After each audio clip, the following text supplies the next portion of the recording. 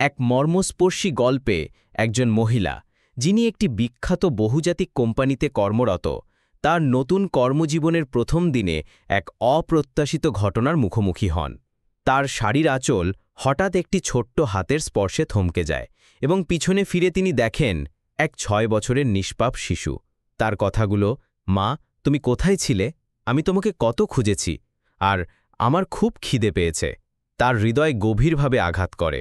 এই শিশুটিকে কেন সে তাকে মা ডাকছে, এই প্রশ্নগুলোর উত্তর খুঁজতে গিয়ে এক হৃদয়গ্রাহী যাত্রা শুরু হয়, যা তার জীবনকে চিরতরে বদলে দেয়। এই গল্পে রয়েছে ভালোবাসা, ত্যাগ এবং একটি শিশুর জীবনকে নতুন দিশা যাওয়ার অবিশ্বাস্য প্রচেষ্টা। পুরো সত্য জানতে গল্পটি শেষ পর্যন্ত পড়ুন। একজন মহিলা, যিনি একটি মাল্টিন্যাশনাল কোম্পানিতে কাজ করতেন, তিনি তার কর্মস্থলে যাচ্ছিলেন। তখনই হঠাৎ তার শাড়ির আঁচল কেউ ধরে ফেলে। তিনি তখন কোম্পানির প্রবেশদ্বার থেকে প্রায় ৫০ মিটার দূরে ছিলেন, কিন্তু যেই মুহূর্তে মহিলা পিছনে ফিরে তাকান, দেখেন সেটি আর কেউ নয়, একটি ৬ বছরের নিষ্পাপ শিশু। তিনি যেই তার দিকে তাকান, শিশুটি তৎক্ষণাৎ বলতে শুরু করে, মা তুমি কোথায় ছিলে, আমি তোমাকে কত খুঁজেছি, আর আমার খুব খিদে পেয়েছে। এই কথা শুনতেই মহিলা হতবাক হয়ে দাঁড়িয়ে পড়েন এবং শিশুটির দিকে অদ্ভুত দৃষ্টিতে তাকিয়ে থাকেন। কিন্তু ঠিক তখনই যে কোম্পানিতে তার যোগদান হয়েছিল, সেখানকার নিরাপত্তারক্ষী এগিয়ে আসে এবং এসেই শিশুটিকে ধমক দিতে শুরু করে। শাড়ির আঁচল ছাড়িয়ে দিয়ে বলে, ম্যাডাম আপনি চলে যান, এই ছেলেটা তো এমনই ঘুরে বেড়ায়, এর কথায় কান দেবেন না। এই বলে তিনি মহিলাকে এগিয়ে যেতে বলেন এবং ছেলেটিকে সেখান থেকে তাড়িয়ে দেন। কিন্তু মহিলার মনে বারবার শিশুটির সেই নিষ্পাপ মুখটি ঘুরতে থাকে, যখন সে বলেছিল, মা তুমি কোথায় ছিলে, আমি তোমাকে কত খুঁজেছি, আর আমার খিদে পেয়েছে। এই কথা ভেবে তিনি খুবই অবাক এবং বিচলিত হন। এরপর এমন কিছু ঘটে যা কেউ কল্পনাও করেনি। কলকাতার একটি ব্যস্ত এলাকায় এক দম্পতি এসে বসবাস শুরু করেন। স্বামীও একটি কোম্পানিতে কাজ করতেন, আর স্ত্রী বেশিরভাগ সময় বাড়িতেই থাকতেন। তারা সবই এখানে বদলি হয়ে এসেছেন। স্বামীর নাম রাহুল এবং স্ত্রীর নাম প্রিয়া। প্রিয়া এবং রাহুল মূলত গ্রামের বাসিন্দা ছিলেন, কিন্তু যেহেতু তাদের কোনো সন্তান হয়নি, তাই গ্রামের লোকেরা নানা কথা বলতে শুরু করে। এরপর তারা অনেক আগেই গ্রাম ছেড়ে চলে আসেন। তাই রাহুল যেখানে কাজ করতেন, সেখানেই তারা ভাড়া বাড়ি খুঁজে নেন এবং সেই বাড়িতে দুজনেই থাকতেন। স্বামী কোম্পানিতে নিয়মিত কাজ করতেন, কিন্তু স্ত্রী যেখানেই যেতেন সেখানেই নতুন চাকরির খোঁজ করতেন। এবার যখন তারা কলকাতায় এসে স্থানান্তরিত হন, তখন স্ত্রী প্রিয়া এখানে সেখানে কাজের খোঁজ করেন এবং খুঁজতে খুঁজতে তিনি একটি কোম্পানিতে চাকরি পেয়ে যান। কোম্পানিটি ছিল খুব বড় এবং সেখানে তাকে ভালো বেতনে চাকরি দেওয়া হয়েছিল, কারণ প্রিয়া প্রায়ই বাড়িতে খুব উদাস থাকতেন। তার স্বামী তাকে বলেছিলেন, তুমি এমন করো, কোথাও চাকরি নাও, তাহলে আমরা দুজনে একসঙ্গে সময় কাটাতে পারব আর তুমি বিষণ্ণ থাকবে না। কারণ তাদের সন্তান ছিল না, এই কথা নিয়ে তিনি খুবই বিচলিত থাকতেন। এরপর প্রিয়া তার কথা মেনে সেই কোম্পানিতে ইন্টারভিউ দিতে যান। ইন্টারভিউয়ের পর কোম্পানির লোকজন তাকে পরের দিন থেকে চাকরিতে যোগ দেওয়ার জন্য বলেন। এরপর প্রিয়া খুশি হয়ে বাড়ি ফিরে যান এবং বাড়ি গিয়ে স্বামীকে বলেন, আমি ওই কোম্পানিতে চাকরি পেয়ে গেছি, কোনো সমস্যা নেই, এখন আমরা দুজন এখানে থেকেই কাজ করব। এই কথা ভেবে স্বামীও খুব খুশি হন এবং ধীরে ধীরে আরেকটি দিন পার হয়ে যায়। পরের দিন প্রিয়া ভালোভাবে তৈরি হয়ে নিজের জিনিসপত্র নিয়ে সেই কোম্পানির উদ্দেশ্যে রওনা দেন। স্বামীও চাকরির জন্য বেরিয়ে গিয়েছিলেন আর স্ত্রীও চাকরির জন্য বেরিয়ে যান। কিন্তু যখন প্রিয়া কোম্পানির গেট থেকে প্রায় ৫০ মিটার দূরে ছিলেন, তখনই তার শাড়ির আঁচল কেউ ধরে ফেলে। শাড়ির আঁচল ধরার সঙ্গে সঙ্গে তিনি থেমে যান এবং পিছনে ফিরে তাকান। সামনে একটি ৬ বছরের নিষ্পাপ শিশু। তিনি যেই তার দিকে তাকান, শিশুটি বলতে শুরু করে, মা তুমি কোথায় ছিলে, আমি তোমাকে কত খুঁজেছি, আর আমার খুব খিদে পেয়েছে। শিশুটি এই কথা বলতেই প্রিয়ার মধ্যে সেই মাতৃত্বের অনুভূতি জেগে ওঠে, যা তিনি এতদিন চাকরি করে দমিয়ে রেখেছিলেন। শিশুটির মধ্যে তিনি অনেক কিছু দেখতে পান যা তিনি দেখতে চেয়েছিলেন, অর্থাৎ তার সন্তান ছিল না, এবং এই কারণে শিশুটির মধ্যে তিনি তার নিজের সন্তানকে দেখতে পান। যখন প্রিয়া থেমে তার দিকে তাকিয়েছিলেন এবং শিশুটি তাকে বলছিল, আমার খিদে পেয়েছে, তখনই কোম্পানির নিরাপত্তারক্ষী তাকে সেখানে দাঁড়িয়ে থাকতে দেখে। সে তার নিরাপত্তারক্ষীর দায়িত্ব ছেড়ে সোজা সেখানে আসে এবং শিশুটিকে ধমক দিতে শুরু করে। বলে, শ্যাম তোকে আগেও বোঝানো হয়েছিল, এখানে ঘোরাঘুরি করিস না, এখান থেকে চলে যা, নইলে আমি তোকে মারব। এই কথা শুনে শিশুটি শাড়ির আঁচল ছাড়িয়ে দেয়, কিন্তু তখনও প্রিয়ার দিকে তাকিয়েছিল। এদিকে নিরাপত্তারক্ষী বলে, ম্যাডাম, আপনি এখান থেকে চলে যান। এটার তো প্রতিদিনের ব্যাপার, আপনি আপনার কাজ করুন, আমি ওকে দেখছি। এই বলে তিনি প্রিয়াকে ভিতরে পাঠিয়ে দেন এবং শিশুটিকে ধমক দিয়ে সাময়িকভাবে তাড়িয়ে দেন। কিন্তু প্রিয়ার মনে সেই শিশুটির মুখটি ঘুরতে থাকে যে তাকে মা বলেছিল এবং বলেছিল, আমার খিদে পেয়েছে। এই কথা ভেবে তিনি খুবই অবাক এবং বিচলিত হন। দিনের বেলা তিনি যেভাবে হোক কাজে মনোযোগ দেন, কিন্তু লাঞ্চের সময় যখন তিনি তার টিফিন বক্স খোলেন যা তিনি খাবারের জন্য নিয়ে এসেছিলেন, তখন আবার শিশুটির মুখ তার চোখের সামনে ভেসে ওঠে। তিনি ভাবতে থাকেন শিশুটির খিদে পেয়েছিল। এই কথা ভেবে তিনি খুবই বিচলিত হন, কিন্তু যেভাবে হোক সেই দিনটি শেষ হয়। এরপর প্রিয়া সোজা বাড়ি চলে যান। সন্ধ্যের সময় ততক্ষণে তার স্বামীও বাড়ি ফিরে এসেছিলেন। রাতে যখন দুজনে বিশ্রাম করছিলেন তখন প্রিয়া তার স্বামী রাহুলকে শিশুটির কথা বলেন, কারণ তিনি খুবই বিষণ্ণ ছিলেন। রাহুল যখন জিজ্ঞেস করেন তখন তিনি পুরো ঘটনা বলেন, যে কিভাবে একটি শিশু তাকে মা বলেছিল আর সেই মুখ বারবার তার মনে ঘুরছে। এখানে রাহুল জানতে পারেন যে নিরাপত্তারক্ষী বলেছিল এটার তো প্রতিদিনের ব্যাপার। তাই তিনি বোঝাতে শুরু করেন, বলেন, প্রিয়া, এই ধরনের শিশুরা ভিক্ষা করে এবং এদের একটি পুরো দল থাকে। এই ধরনের শিশুদের প্রতি তোমার বেশি আকর্ষণ থাকা উচিত নয়। কিছু হয়নি, এখন চুপচাপ ঘুমিয়ে পড়ো। এরপর প্রিয়া স্বামীর কথা মেনে চুপচাপ বিশ্রাম করতে শুরু করেন। কিন্তু সারা রাত স্বপ্নেও তিনি সেই শিশুটিকে দেখতে পান এবং তার মন পুরোপুরি সেই শিশুটির চিন্তায় ডুবে থাকে। ধীরে ধীরে প্রিয়া ভাবতে থাকেন, এটা তো বড্ড বেশি হয়ে গেল, কিছু যায় আসে না, আমি এটাকে ভুলে যাই। কিন্তু 2-3 দিন পার হয়ে গেলেও সেই শিশুটি বারবার তার মনে পড়তে থাকে এবং তার সেই নিষ্পাপ মুখ মনে পড়তে থাকে। এবার তৃতীয় দিনের সন্ধ্যায় যখন তার কোম্পানির ছুটি হয় তখন তিনি আর থাকতে পারেন না। তিনি সোজা সেই নিরাপত্তারক্ষীর কাছে চলে যান যিনি সেদিন শিশুটিকে ধমক দিয়ে তাড়িয়ে দিয়েছিলেন। নিরাপত্তারক্ষীর কাছে যেতেই তিনি উঠে দাঁড়ান, বলেন, হ্যাঁ ম্যাম সাহেব, বলুন কি কাজ। তখন প্রিয়া বলেন, ভাইয়া, বেশি কোনো কাজ নেই, আমি আসলে ওই শিশুটির ব্যাপারে জিজ্ঞেস করছিলাম, সে কি এভাবে প্রতিদিন ভিক্ষে করে? কারণ আমার স্বামী বলছিলেন এই ধরনের শিশুদের দল থাকে, সে কি এমন কোনো দলের সঙ্গে ভিক্ষা করে? কিন্তু তখনই নিরাপত্তারক্ষী হাসতে শুরু করেন এবং বলেন, না ম্যাডাম, তেমন কিছু নয়, সে তো বেচারা ভাগ্যের মারা এবং এই কারণে বাধ্য হয়ে তাকে ভিক্ষা করতেই হয়, কারণ তার বাবা মদ্যপান করেন আর তার জন্য খাবার দাবারের কিছুই আনেন না, এমনকি তার দেখাশোনাও করেন না। এই কথা শুনে প্রিয়া কিছুক্ষণ ভেবে বলেন, ভাইয়া, আপনি এত নিশ্চিতভাবে এই কথা কিভাবে বলতে পারেন? তখন নিরাপত্তারক্ষী হাসতে হাসতে বলেন, ম্যাডাম, ওই শিশুটির মা, যার নাম শ্যাম, সে এই কোম্পানিতে কাজ করত আর তার স্বামী অর্থাৎ শিশুটির বাবা মাঝে মধ্যে এখানে মদ্যপান করে এসে তার স্ত্রীকে খুব বিরক্ত করত। আমি ওই মহিলার জন্য খুব দুঃখ বোধ করতাম এবং তাকে কিছু আর্থিক সাহায্যও দিতাম। তাই ওই সময় আমি এদের সবার ব্যাপারে জেনেছিলাম। শিশুটির বাবা আগে থেকেই মদ্যপান করত আর তার স্ত্রীর ওপর হাত তুলত। এখানে তার স্ত্রীর শরীর খারাপ হয়ে যায়, কিন্তু যে টাকা সে মজুরি করে উপার্জন করত সেই টাকা তার স্বামী নিয়ে যেত। এভাবে ধীরে ধীরে তার এমন অবস্থা হয় যে সে খুবই অসুস্থ হয়ে পড়ে।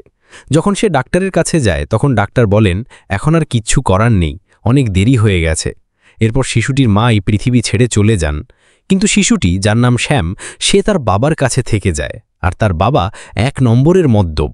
সে মদ্যপানের পর তার ছেলের দিকে মোটেও খেয়াল দেয় না। সে মজুরি করে, কিন্তু এতটুকুই মজুরি করে যাতে তার মদ কেনা যায়। মদ খেয়ে নেশায় ধরা থাকে এবং ছেলেকে এদিক ওদিক ঘুরে বেড়াতে ছেড়ে দেয়। যদিও তার বয়স হয়েছে পড়াশোনার এবং আমি একবার তার বাবাকে বলেছিলাম, তুমি তোমার ছেলেকে পড়াও লেখাও, এভাবে তার জীবন নষ্ট করো না, কিন্তু সে উল্টে আমার সঙ্গে ঝগড়া করতে আসে এবং খুব খারাপ খারাপ কথা বলতে শুরু করে। এই কারণে আমরা শিশুটিকে তার হালে ছেড়ে দিয়েছি। দয়া তো খুব হয়, কিন্তু আমরা কি করব? এই কথা শুনে প্রিয়ার মধ্যে মাতৃত্বের অনুভূতি চিৎকার করে বলতে থাকে যে তুমি এভাবে এই শিশুটিকে ছেড়ে দিতে পারো না, আর অন্তত যতদিন তুমি এখানে আছো ততদিন তোমাকে তার খাওয়া দাওয়ার ব্যবস্থা করতেই হবে, কারণ বেচারা ক্ষুধার জ্বালায় এদিক ওদিক ঘুরে বেড়ায় এবং মায়ের মৃত্যুর পর প্রতিটি মহিলার মধ্যে সে তার মাকে দেখে। এই কারণে তিনি বলতে শুরু করেন, নিরাপত্তারক্ষী ভাইয়া, আপনি কি তার বাড়ি জানেন? তখন নিরাপত্তারক্ষী বলেন, হ্যাঁ ম্যাডাম, আমি জানি, পাশের গরিব বস্তিতে সে থাকে।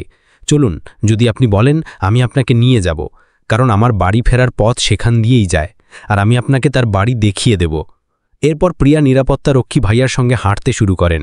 নিরাপত্তারক্ষী তাকে সেই গরিব বস্তিতে নিয়ে যান যেখানে শ্যাম তার বাবার সঙ্গে থাকত, যে বাবা খুব বেশি মদ্যপান করত। যখন তারা সেখানে পৌঁছান তখন দেখেন যে শ্যাম এবং তার বাবা যে বাড়িতে থাকত সেই বাড়িতে কেউ নেই এবং বাড়ির বাইরের থেকে তালা লাগানো। এই দেখে নিরাপত্তারক্ষী পাশের প্রতিবেশীদের জিজ্ঞেস করতে শুরু করেন, এই বাড়িতে যে শ্যাম নামে 6 বছরের শিশু থাকত সে কোথায়, সেখানে কেন নেই? তখন প্রতিবেশীরা বলতে শুরু করেন, ভাই সাহেব কি বলবো, আজ থেকে 3 দিন আগে না জানি এর বাবার কি হয়েছিল। সন্ধ্যের সময় সে তার ছেলেকে খুব মারধর করে, আর যখন মারতে মারতে ছেলেকে অজ্ঞান করে ফেলে তখন তার নেশা কেটে যায়। সে ভাবতে শুরু করে, আমার হাতে আমার ছেলে এই পৃথিবী থেকে বিদায় নিল না তো। এরপর সে হঠাৎ বাড়ি ছেড়ে পালিয়ে যায়।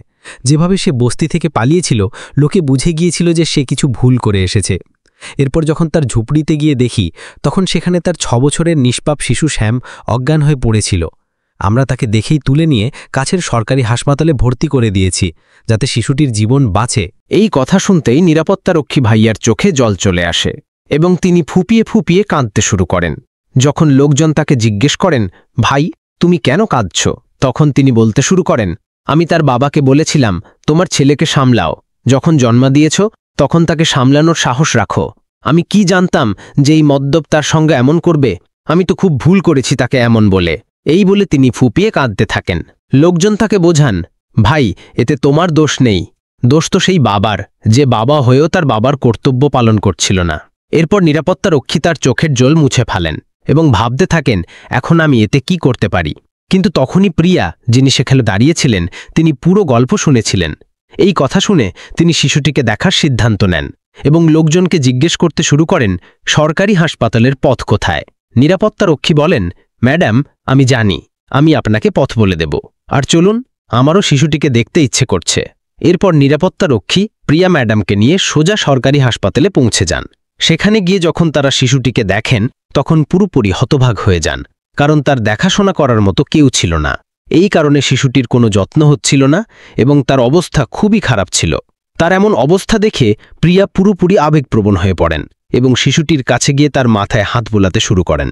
কিন্তু যেই প্রিয়া শ্যামের মাথায় হাত বোলান তখনই সে বলতে শুরু করে, মা তুমি এসে গেছ। এই বলতেই শ্যামের চোখ থেকে জল গড়িয়ে পড়তে থাকে।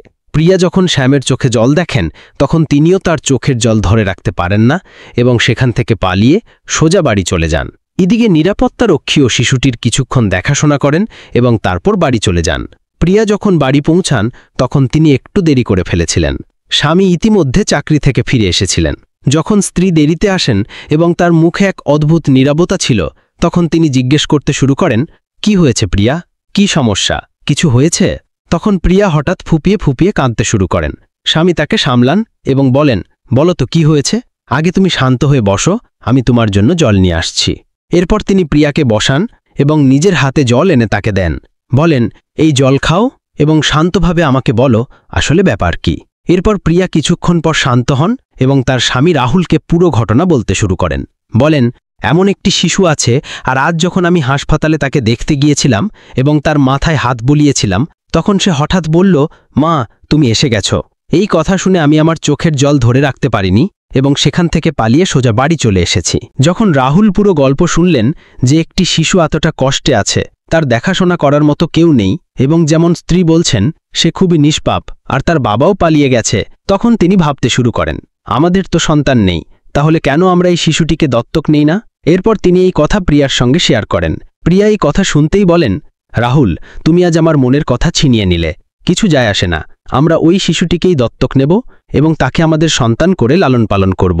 এই কথা শুনে প্রিয়াও প্রস্তুত হন, রাহুলও প্রস্তুত হন। দুজনে প্রথমে হাসপাতালে যান এবং হাসপাতালে গিয়ে শিশুটিকে সেখান থেকে নিয়ে একটি বেসরকারি হাসপাতালে ভর্তি করান, ভালোভাবে তার চিকিৎসা করান।